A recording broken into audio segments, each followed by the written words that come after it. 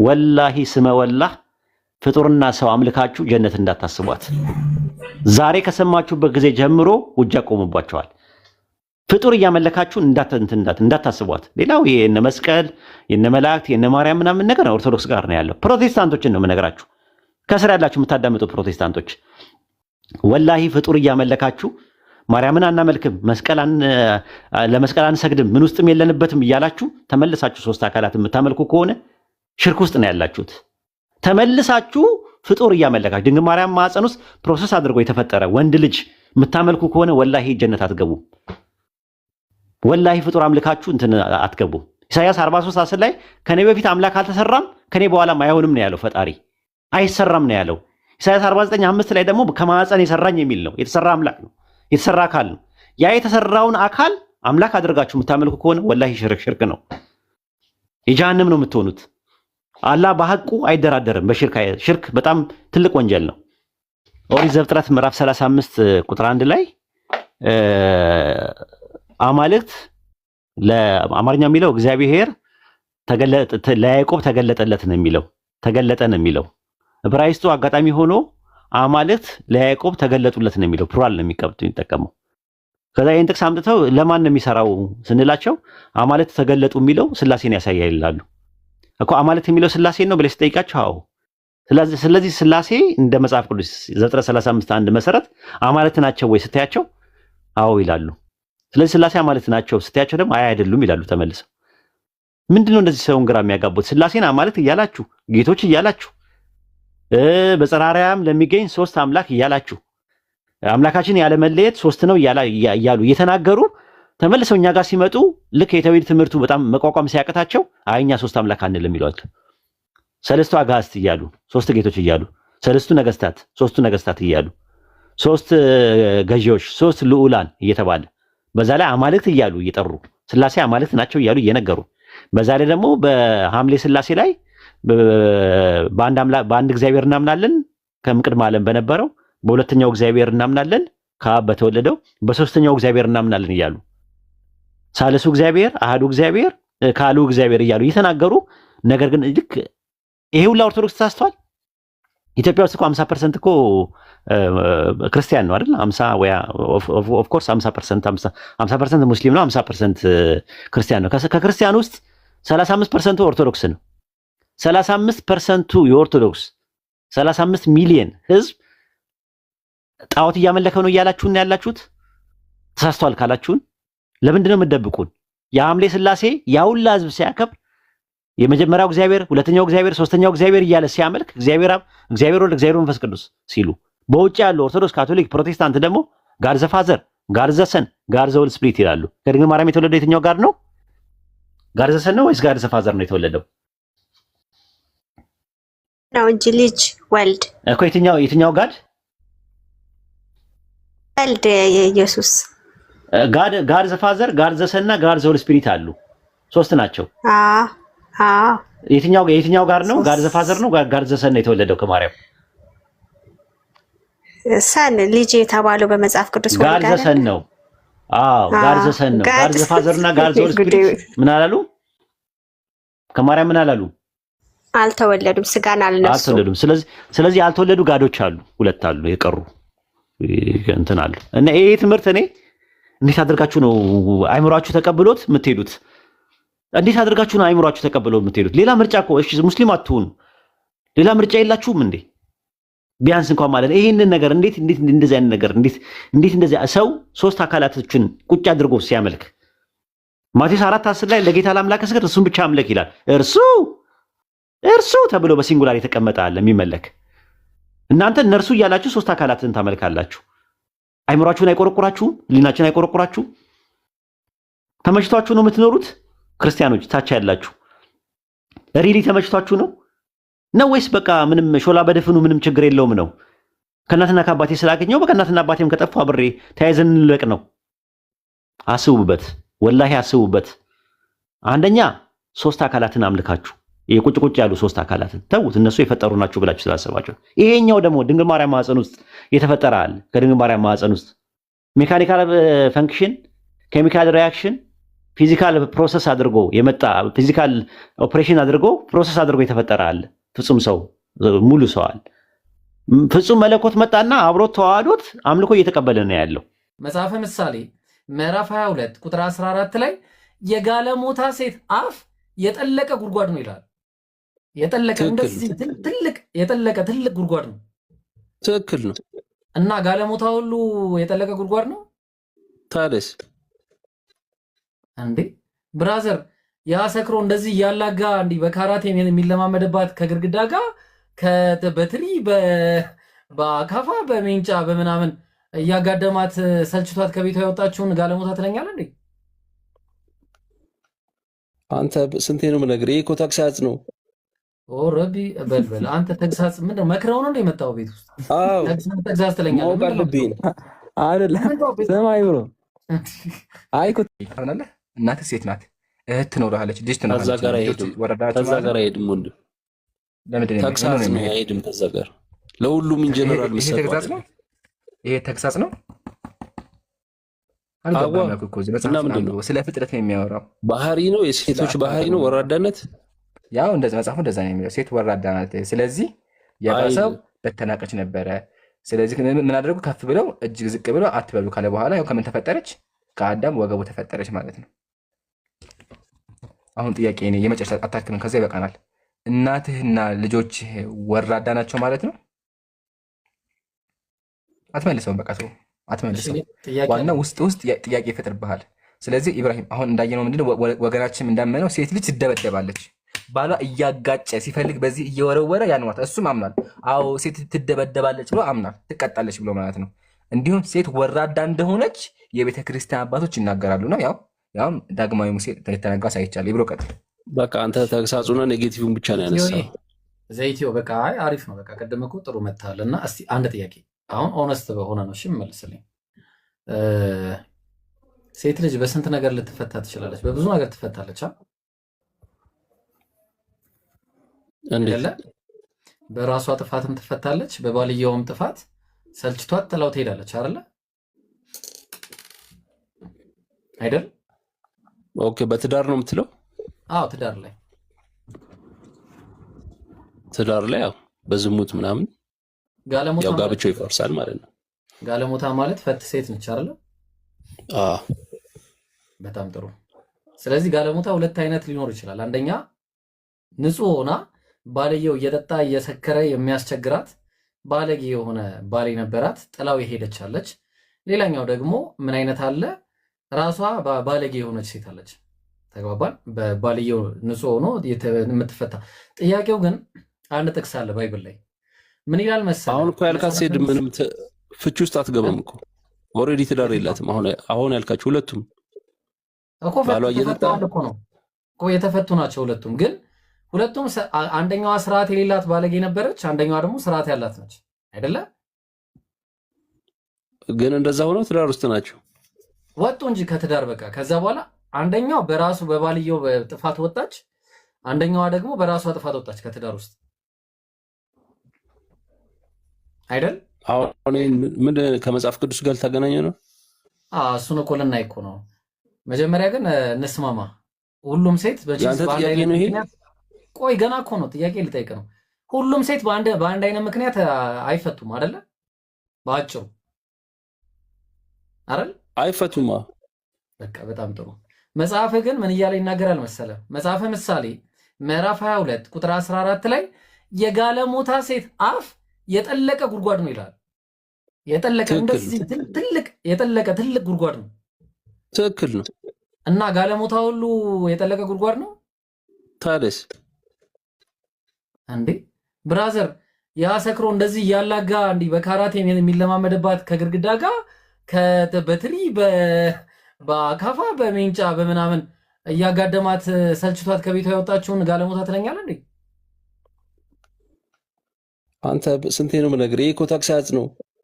ኦ ረቢ በልበል አንተ። ተግሳጽ ምንድን ነው? መክረው ነው እንደ የመጣው ቤት ውስጥ ተግሳጽ ትለኛለህ? ማወቅ አለብኝ አይደለም። ሰማይ ብሎ አይ እኮ ትቀጣ፣ ግን ቅጣቱ የመጨረሻ ነው ታውቃለህ። የምትሰናበትበት ቅጣት ነው። አንዴ ይገላታል፣ ያበቃል። ተግሳጹ እዛ ጋር ምን ማለት ነው ተግሳጽ ዘኢትዮጵያ? ከምንድን ነው የሚገስጻት? ጠጥቶ እየመጣ እየደበደባት ከምር ነው የሚገስጻት? እሱ አይደለም አሁን ዋናው ጥያቄው ላይ ልመልስ። ኢራክ ላይ በመጽሐፍ አንተ ኢምራን አስከትለው እባክህ። አይገራሚ ሌላ ሰው አስከትሉ ጋይስ፣ ጊዜ አንፈጅ። ያ ጊዜ በጣም እየፈጀ ነው። አረኛ ካለ ኢምራን ወይ ማነ ማሂር ወይ አህመድ ከሆናችሁ ወይ አቡኪ ዳግማ ነው የሚለው አይሮ ነው። ኤኒዌይስ አቋን ዘኢትዮጵያ እንሸኘው ሀቢቢ ዘኢትዮጵያ በቃ ኢምራን እልክልሃለሁ በውስጥ እንደተለመደው ነው። አትሮ ችግር የለውም። ባይዘው ያንተን አስተያየት እንቀበላለን። አንዳንዴ ግን እውነትን ለመቀበል ዝግጁ አትውረድ። የፈለግከውን ነገር እናስብራለን። ግን አንዴ ዳግማዊ ነሩትና ከዛ እናውራለሽ። አንዴ ተራህን ጠብቀን የሚውታል። አይ ቢያንስ ትክክለኛውን እኮ አላየሁም። አንተ በቃ ታሳየኛለሽ። 5 ደቂቃ ጠብቅ እሺ። እንዳትወርድ አናወርድህም። እኛ ሂድ አናባርህም። ችግር የለውም። ሚውታ ከተቀመጥ ዳግማዊ ይቀጥል። ድህነት የጀመረው በሴት ነው አልኩት። ኢብራሂም ላሽ አለ። ገነት አይገቡም አለ። አይ አይደለም፣ ኃጢአት ነው በሴት የመጣው። ድህነት ሳይሆን ኃጢአት ነው። በሴት መጣ በሴት ሄዳ አልኩት። አይሰማም። አይደለም ተሳስተሃል። ሴት የኃጢአት መገኘት ጓን እንደሚት አድርገህ ብራዛ አትቀላቅል። እሺ ዳግማዊ ይቀጥል። እሺ እንዴት አመሻችኋለን? ማነው ዳግማዊ እንዴት ነህ? እንዴት አመሻችሁ? አለን። ከየት ቤተ እምነት ነህ? ኦርቶዶክስ። የሆነ ጥያቄ ልጠይቅህ ነበር። እሺ ለምሳሌ አንተ ከሆነ ሰው ጋር ይጣላህ ነው። እሺ እና ከሆነ ወንድ ጋር ይጣላህ ነው እና እየመታህ ነው፣ በቃ እየተመታህ ነው አንተ። እሺ እና ሚስትህ እያየች ነው፣ በቃ እየተደበደብክ ከሆነ ሚስትህ እያየች ነው። ማትረፍ አለባት፣ በቃ አንተን የሆነ ነገር አድርጋ ማትረፍ አለባት። ገብቶሃል? ገብቶኛል። ዘዳግምን ለመጥቀስ ፈልገህ መሰለኝ እኮ። በምንድን ነው ልታተርፈህ የምትችለው? አትፈረስ በምን ልታተርፈህ? እሱን ለመጥቀስ ስለፈለግ ያው እሱን ጥያቄ ከሆነ የምትጠይቀው በብሉይ ኪዳን ዘዳግም ሲጀመር በኦሪት ዘፍጥረት የነበረውን ሕግ ሁለተኛ የደገመበት ቦታ ነው። የሙሴ ሕግ ኪዳን ነው። ማደስ ማለት ነው። አዲስ ሕግ ግን አልመጣም።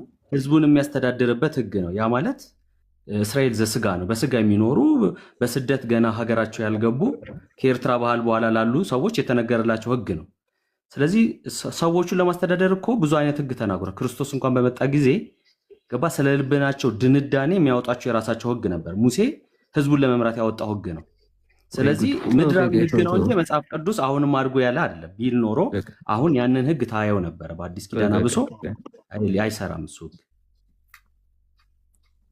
በአዲስ ኪዳን ላይ ምንድን ነው ያለው ሕግ? ስለዚህ በአዲስ ኪዳን ወንድም ሴትም እኩል ነው። ቅድም እኮ አንድ ምንድን ነው ማስረጃ ገላትያ 3:28ን ጠቀሰችልህ። ምንድን ነው የሚለው? ገላትያ 3:25 ሁላችሁም በክርስቶስ አንድ ናችሁ ነው የሚለው እንጂ በቃ ጁይሽ የለም ገባ አህዛብ ምናምን የሚባል በሐዲስ ኪዳን የለም። ሁሉም እኩል ነገር አይደለም። አንድ ነው። የኢየሱስ ክርስቶስን የጠራ ስሙን የጠራ ሁሉ በስሙ ያመነ ሁሉ አንድ ነው። በቃ በእግዚአብሔር ፊት እኩል ነው ነው የሚለው ገላትያ 3:28 ላይ አንዴ ገላትያ 3:28 ላይ አይሁዳዊ ወይም የግሪክ ሰው የለም፣ ባሪያ ወይም ጨዋ ሰው የለም፣ ወንድም ሴትም የለም፣ ሁላችሁም በክርስቶስ ኢየሱስ አንድ ሰው ናችሁና ይላል። አንድ ነን ነው በቃ አንድ ነን። አዳምጠኝ ዳግማዊ አንዴ እየተደማመጠ ሁላችሁም በክርስቶስ አንድ ናችሁ ሲባል የክርስቶስ አንድነት እኩል ናችሁ እያለን አይደለም። አትፍረስ ፕሊዝ። እኩል ናቸው የሚል ማስረጃ አለ። በነገራችን ላይ አንድ ጥያቄ ልጠይቅህ። እኩልነትና አንድነትን መለየት አለ። አትጠይቀኝ። ለምሳሌ ላስረዳ። አትጠይቀኝ። ስኳርና ጨው በኪሎ እኩል ሊሆን ይችላል። ገባ? አንድ ሊሆን አይችልም። ግን ዳግማዊ አህመድ ቅድም ምን አለ መሰለህ፣ አንተ እንድትመልስ ነው የምፈልገው። በአዲስ ኪዳን እኩል ናቸው። በብሉይ ኪዳን እኩል አልነበሩም ነው እኛ የምንፈልገው። እኩልነት በአዲስ ኪዳን እኩልነት ሳይሆን ይለያል። ገባ? እኩል ስትል ልንገርህ፣ ወርቅ አንድ ኪሎ ወርቅና አረባኪን አንተ ሸምድደ ነው እንደመጣው። ቆይ አንዴ ቆይ፣ አንድ ነው ሲል ግን ፕሪሺየስ በመሆኑ የምን ሽምደዳ አይደለም እኮ ሽምደዳ እኮ ነው ይመስለው። ተረጋጋ። እንደ የሆነ እንዳይጠፋብን የምንናገረው ነገር ነው ይመስለው። አንተ አታባራም እንዴ? ተረጋጋ እንጂ። ሁላችሁም በክርስቶስ አንድ ነን የሚለውን ፖይንት ያዙ ለብቻ። ዘዳግም 6 ላይ ማለት ነው በራሱ ሀተታ ያላቸው ነገሮች አሉ። እነዛ ነገሮች ኪዳን የታደሰባቸው ወይም ዲትሮኖሚ እንደመሆናቸው አሁን አፕላይ አናረጋቸውም። በፍጹም ይኸውልህ በብሉይ ኪዳን የዘዳግም 6 አተታዎች አሁን አፕላይ ሊደረጉ የማይችሉ ናቸው። ይያዝልኝ። ዘዳግም 6 ላይ አንተ አምላክህን እግዚአብሔርን በፍጹም ልብ፣ በፍጹም ነፍስ፣ በፍጹም ኃይል ውደድ ይላል። አልወደውም እግዚአብሔርን። ማን ነው የሚጠይቀኝ? አይደለም ይኸውልህ ይኸውልህ ያልኩት ሪስፖንስ ይሄ ዘዳግም ራሱ ዘዳግም መጽሐፍ ላይ ዘዳግም 6 ላይ ከ4 ታች 5 ላይ ማስተዳደር የተጠቀሰ ጥቅስና ስለ እግዚአብሔር መውደድ የተጠቀሰ ጥቅስ ይለያያል። እሺ እባክህ ዘዳግም 6 ላይ ማቴዎስ 10:30 ላይ ራሱ ተጠቅሷል። ዘዳግም ላይ ያሉ ሀተታዎችን ኪዳን የታደሰባቸው እንደመሆናቸው እስራኤል ዘስጋ ነው ለእስራኤል መተዳደሪያ ብቻ እንደመሆናቸው አፕላይ ልናደርጋቸው አንችልም። አሁን ላይ ያሉትን ነገሮች አልኩ።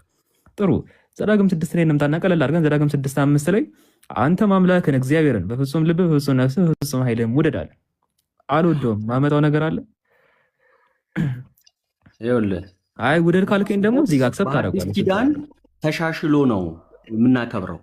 ለምን ማቴዎስ ወንጌል ምዕራፍ 10 ከቁጥር 30 ላይ ሌላም አይሁዳዊ ክርስቶስን ጠይቆት ማነው ወዳጅ ሲለው ጠይቆታል። 12 ላይ 10 ነው። ስለዚህ አሻሽሎ ወዳጅ ማለት ሳምራዊ ነው እኮ 12 ነው። 12 ነው።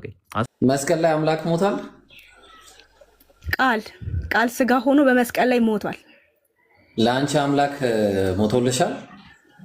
በደንብ አምላክ ይሞታል? በፍቃዱ ሞቷል እንጂ አይሞትም። አምላክ ተነስቷል፣ አሁን ሕያው ሆኗል። አልሞተም፣ ተነስቷል። አልጠየቅኩም። አምላክ ለአንድ ሰከንድ ይሞታል? አምላክ ለአንድ ሰከንድ ይሞታል? አይሞትም። የሞተው አምላክ ነው።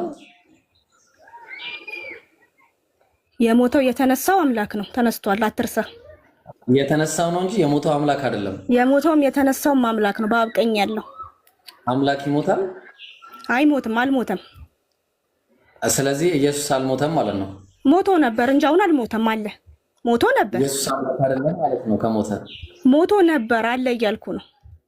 አይምሮን ተጠቀሙ እንጂ አለ እያልኩ መነሳቱን አስባ ተነስቷል እያልኩ ነው። እኔ መጠቀም ካልሆነ አንቺ ተረከዝሽን ራሱ እየተጠቀምሽ አይደለም። እስካው ሞተ ላይ ነው እኮ እስካው ሞተ ላይ ተነስቷል እያልኩ አንዴ እኔ እዛ አትሂጂ አንቺ ለሁለት ቀን አሁን እኔ አንቺ 3 ቀን ላይ ነሻ፣ እኔ ለሁለት ቀን ላይ ነኝ ገና። አምላክ ለሁለት ቀን ሞቷል ወይስ አልሞተም? ተነስቷል አምላክ። 3ኛ ቀን አልደረስኩም እናትዬ። ለሁለት ቀን ሞቷል ወይስ አልሞተም? በፍቃዱ ሞቷል። አምላክ ይሞታል ወይስ አይሞትም? በፍቃዱ ይሞታል። አምላክ ይሞታል ወይስ አይሞትም? በፍቃዱ ይሞታል። ሞቶ ተነስቷል። እናትዬ እኔ በፍቃዱ የሚባለውን ሰው እያለም እያወራ ያለሁት ሞት ሁለት አይነት አለ። ሞት ሁለት አይነት አለ። አንተ ድንገት የምትሞተውና ተፈልጎ የሚሞት። በቃ ጋይስ አይ በቃኝ በቃ ወላሂ አምላክ አልሞተም እንዴ ነው ሞቷል። ምድር ላይ ግን በፍቃዱ ሞቷል። ግን በፍቃዱ ሞቷል። ምንድን ነው አልገባኝም ሀሳብክ። አምላክ በፍቃዱ ሞቷል። አምላክ አይደለም የሞተው፣ ቃሉ የላከውን ቃል ነው የሞተው። ተነስቶ አምላክ በፍቃዱ ሞቷል ብለሽ ነበረ። እሺ ይቅርታ ተቀብለናል። እሺ አምላክ አይሞትም። አምላክ አይሞትም፣ ቃል ነው የሞተው አይደለ? ኦኬ አንዴ ወደ ጉዳያችን እንግባና ኢየሱስና እግዚአብሔር አንድ ናቸው። ለማንኛውም የተፈለገው ሐሳብ እሱ ነው። ኧረ ቆይ ሳላ ወላሂ ይቅርታ እንዴ። እና አምላክ አልሞተም ማለት ነው አይደለ? አይደል? ቃሉን ልኮ ስጋ ሆኖ ስጋ ሞቷል። አልጠየኩም። አምላክ አልሞተማ? ሞቷል። እንዴ ይቅርታ ኮኒ ለምንድን ነው ይቅርታ ጠየቅሽ? እኔን ይቅርታ ጠየቅሽኝ ለምንድን ነው? ቅድም በመጀመሪያ ከአንድ ሰው ጋር ላውራ። እሺ ከኔ ጋር አውሪ። እሺ እኔ አንድ ሰው ነኝ። ይቅርታ ጠየቅሽኝ ለምንድን ነው? ይቅርታ የጠየኩ ሰዓትን ስለበላውብ። አይ አምላክ ሞቷል ስላልኩኝ ይቅርታ አላልሽም? አሁን ሀሳቡ ምንድን ነው የተፈለገው? አምላክ ሞቷል ስላልኩኝ ይቅርታ አለችኝ። አንተ ጋር ደግሞ አምላክ ሞቷል ትላለች። ደግሞ ወላሂ ወደ ኢስላሙ ስትመጣ ደግሞ አንዴ ማይኩን ያዙልኝ ፕሊዝ። ወደ ኢስላሙ ስትመጡ ደግሞ አንድ ስለ እስልምና ጠንቅቆ ያወቀና በእስልምና ዕውቀት የታወቀ ክርስትና የተነሳን ሰው እስቲ አምጡልኝ። አታመጡልኝም። እኛ ደግሞ በሀገራችን ደረጃ ሩቅ አትሂዱ። በሀገራችን ደረጃ ኡስታዛችን ኡስታዝ ወሒድ ዑመር ማን ነበር በፊት? ብዙ ወንድሞቻችን እንዴ ፒኬ ማን ነበር ትናንትና? ወንድማችን ፒኬ ማን ነበር ትናንትና? ብዙ ወንድሞቻችን ማን ነበሩ ትናንትና? እህታችን ይሄን መድረኩን እያንቀጠቀጠች ያለችው እህታችን ዛህራ ሙስጠፋ ማን ነበረች ትናንትና? ክርስቲያን ነበረች እኮ አይደል እንዴ? መድረኩን እያንቀጠቀጡ ያሉት ክርስቲያን የነበሩ ልጆች ናቸው። እንዲሁም እኛ ከኋላ ነው የቀረ ነው። እኛ አሁን መግቢያ በሩላ ጠፍቶናል። በቃ የሆነ ለውይይቱም ማለት ነው። ለምን ሲባል ረብል ዒዘቲ ወልጀላል ዲኑ ነስር እርሶ መምህር ነው የኢትዮጵያ ኦርቶዶክስ ቤተክርስቲያን? አይ መምህርም አልሆንኩም በኋላ ታየኛለህ። ጥያቄና መልስ ላይ አይ ከሆኑ እኔ ጥያቄ እንትን ላቅርብ፣ እዚሁ ውይይት ላቅርቡለት። መምህር ከሆኑ እርሶ እኮ ቀጠሮ ያዝ አልኩህ እኮ ቀን ቀጠሮ ያዝ። አሁን በዚህ እዚህ ጋር ቀጠሮ ያዝ። እርሶ መምህር ከሆኑ አድምጠኝ፣ ውይይት ላቅርቡለት እዚሁ ጋር ሰው የሚመልከት ከዛ ቀን ወይ 400 ሰው አለ እዚህ ጋር። ስለዚህ ቀን ቀጥር፣ በቀነ ቀጠሯችን እንገናኝ እኮ። መምህር ነው አይደል? መምህር መሆኑ ማረጋገጥ አለብኝ ወይ ክህነት ያለው ወይ መምህር የሆኑ ከሆኑ ስለዚህ የኢትዮጵያ ኦርቶዶክስ ቤተክርስቲያን መምህር ጋር ነው የተወያየሁት ማለት ነው። ያንን ላረጋግጥ። መምህር ነው እርሶ? አንተስ ምንድነው? እኔ በሃይማኖቴ መምህር ነኝ። መስጂድም ገብቼ ማሰልከኝ። እርሶ ኖት? በጣም ጥሩ። አዎ ነኛው። በጣም ጥሩ። ስለዚህ መምህር ከሆኑ በፈለጉት ርዕስ ያው በምን ርዕስ መወያየት ይፈልጋሉ? በፈለገው እኮ በምረጡ። እርሶም ይምረጡ። አንተ ምረጥ፣ ደስ ባለ። እሺ ያው ሁለት ምርጫ ልስጦት። በነገረ ክርስቶስ በኢየሱስ ክርስቶስ አምላክነት ዙሪያ፣ በነገረ ስላሴ መወያየት እንችላለን። ሌላም በፈለጋችሁት ርዕስ ያው እኔ ይሄንን አቅርቤያለሁ። እርሶ በፈለጉት ርዕስ መወያየት እንችላለን ፈቃደኛ ከሆኑ። አሁን ራስዎን ተሳሳትከው። ነገረ ክርስቶስ ቀበልሃለሁ፣ ነገረ ስላሴ የሚል ትምህርት የለኝም። እሺ ስላሴ ይቅርታሽ። በሚስጥረ ስላሴ ዙሪያ ሚስጥረ ስላሴ ነው ማለት ፈልገን? በሚስጥረ ስላሴ ዙሪያ ጥሩሽ። ስለ ሚስጥረ ስላሴ ስለ ነገረ ክርስቶስ እንወያያለን። ይምረጡ፣ አንዱን ይምረጡ። በሁለቱም ና ችግር የለም። እንዲህ በሁለቱም አንዱ ውይይት አናደርግም። ለአንዱ ውይይት አንዱን ይምረጡ መምህር። እሺ የትኛው ይሻላል? አንተ ያነበብከው? ኧረ በለ ምረጥ አንተ ከሁለቱ ምረጥ። መዛዛግ እኮ አይደለም። እኔ ምርጫ ሰጥቶት ሁለት ምርጫ ሰጥቶት እርሶ አንዱን ይምረጡ። አይወልህ እኔ ሁለቱም ይሆነኛል እያልኩ ነው። ስለዚህ አንተ ደግሞ የሚቀልህን አንተ ታውቃለህ እኮ። አንዱን ይምረጡ፣ ከሁለቱ አንዱን ይምረጡ።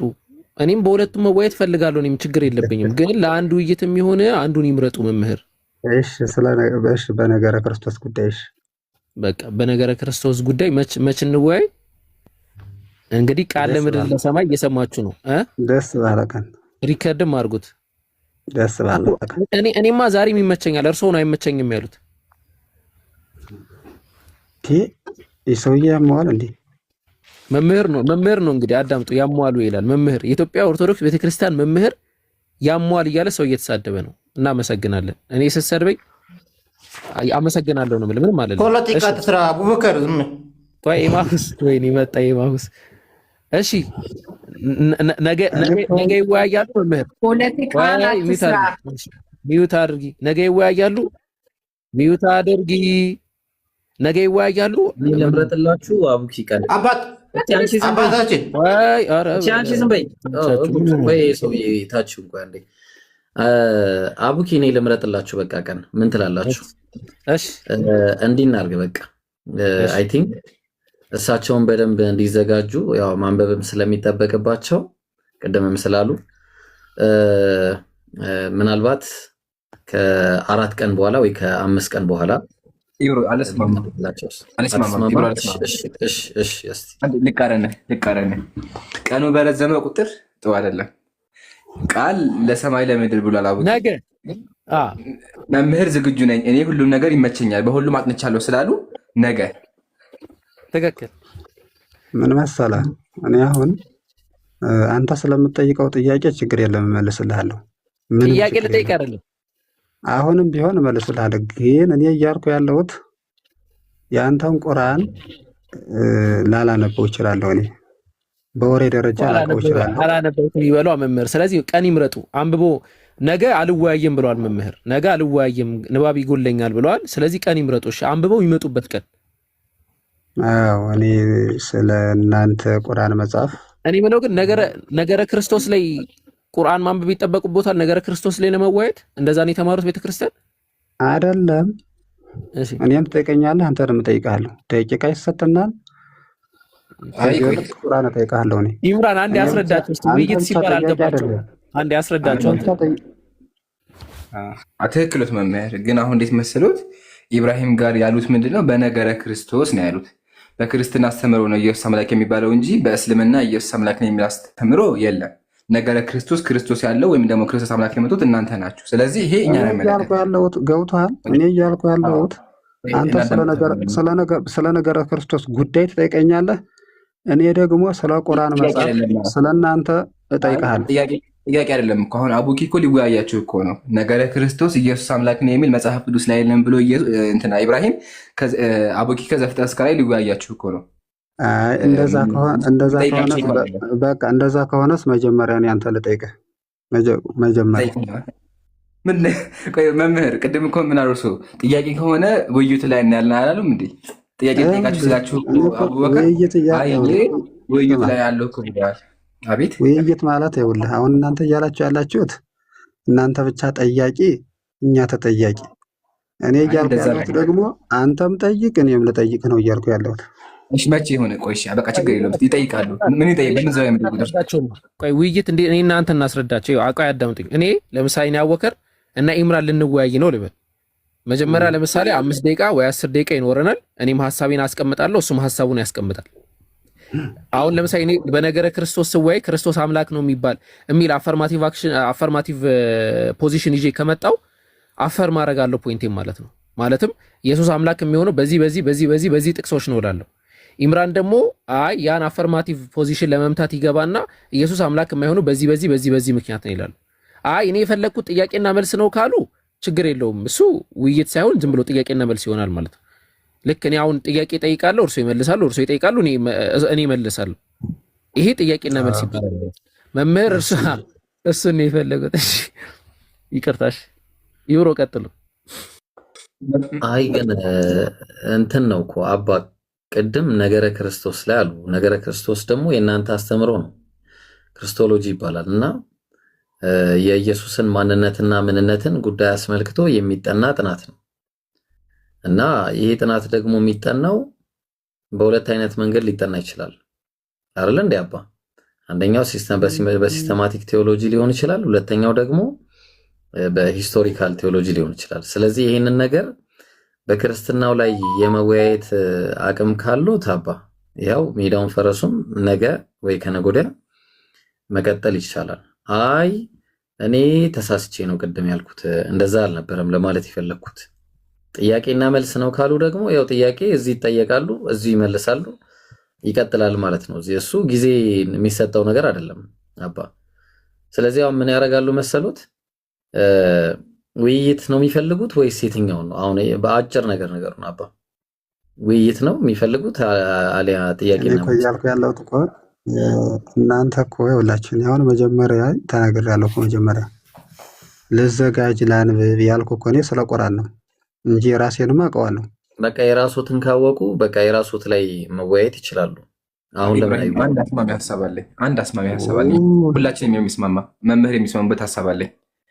አሁን ለአቡኪም ለመምህርም ላቅርብ። መምህር ሐሳብ የሚመስሉት አሁን እርሱ ቁርአን ላይ መጠየቅ እፈልጋለሁ ግን ቁርአን ስናነበብን ጊዜ ይሰጠኝ ያሉት አይደለ? ሳምንት ይሰጠኝ ያሉት ችግር የለውም። ታዲያ ሐሳቡ ምንድነው ካዩ መምህር መጀመሪያ በነገረ ክርስቶስ ተወያዩ። ነገረ ክርስቶስ በሚል ይወያዩና ከዛ ቀጣይ ሳምንት ደግሞ ቁርአን ላይ ይወያያሉ። ቁርአን ላይ እርሱ ጥያቄዎችን ይዘው ይመጣሉ። ኢብራሂም ቁርአን ላይ ጥያቄውን ይዘው ከዛ ትወያያላችሁ ማለት ነው። በዚህ ተስማማላችሁ መምህር?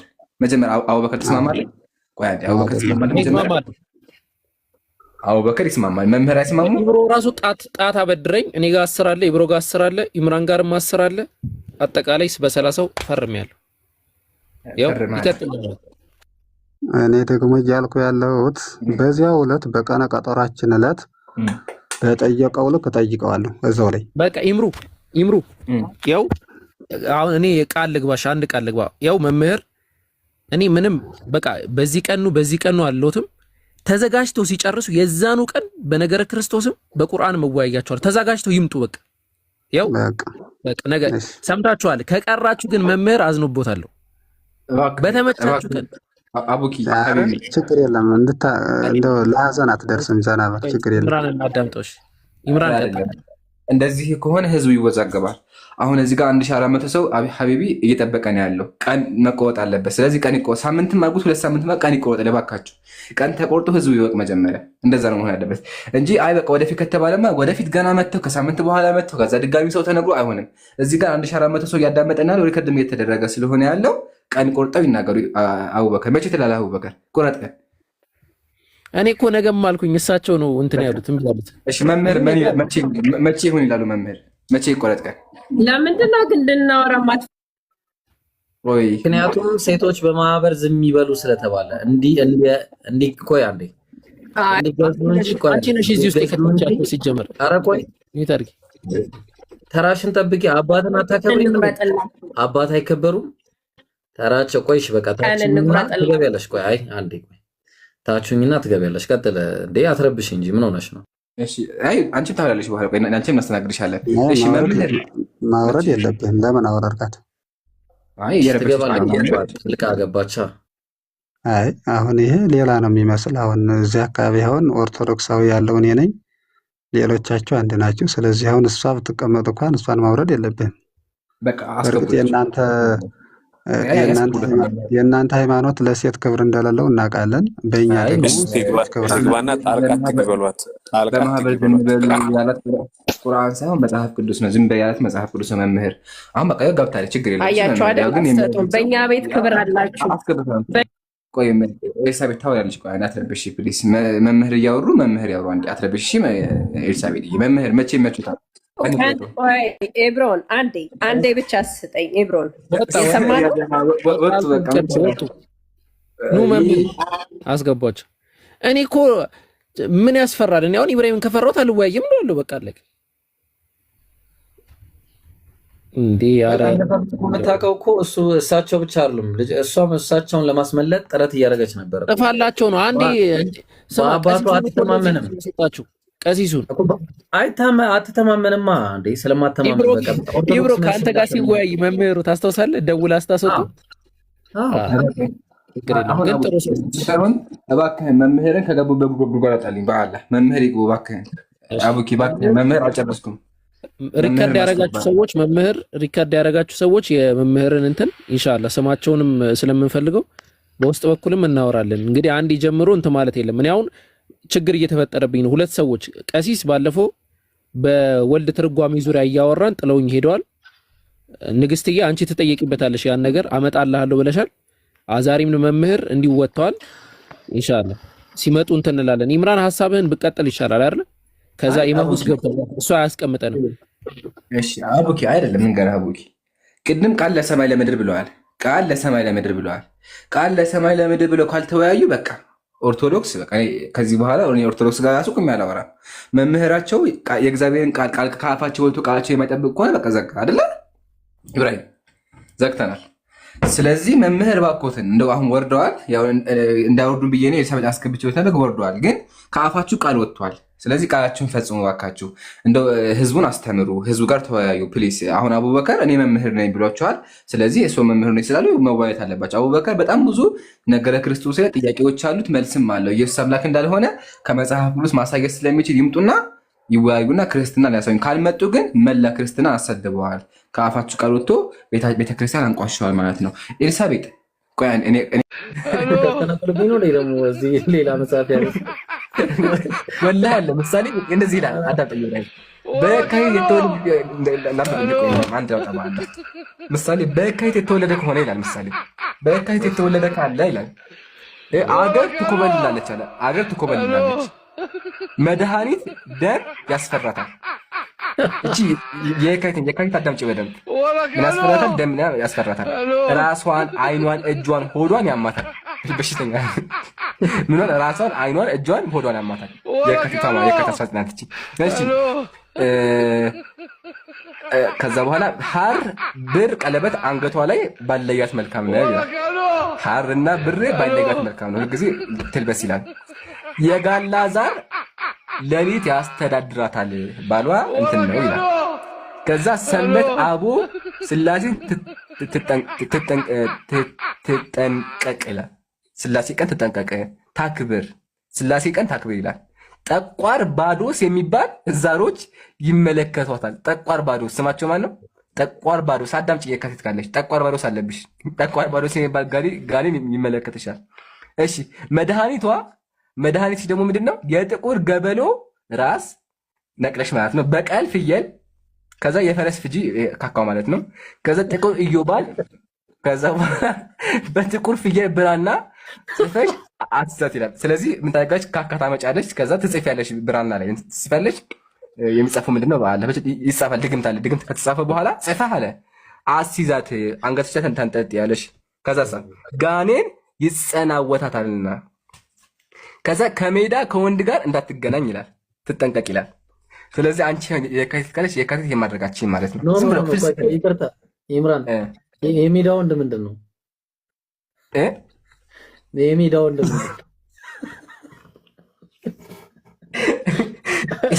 የሜዳ ፈረስ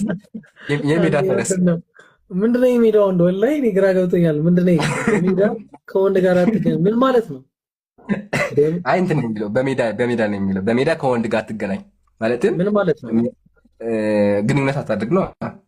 እና ሜዳ ላይ ድሮስ ግንኙነት ይደረጋል? የሜዳ ላይ እንግዲህ አታድርግ አለ።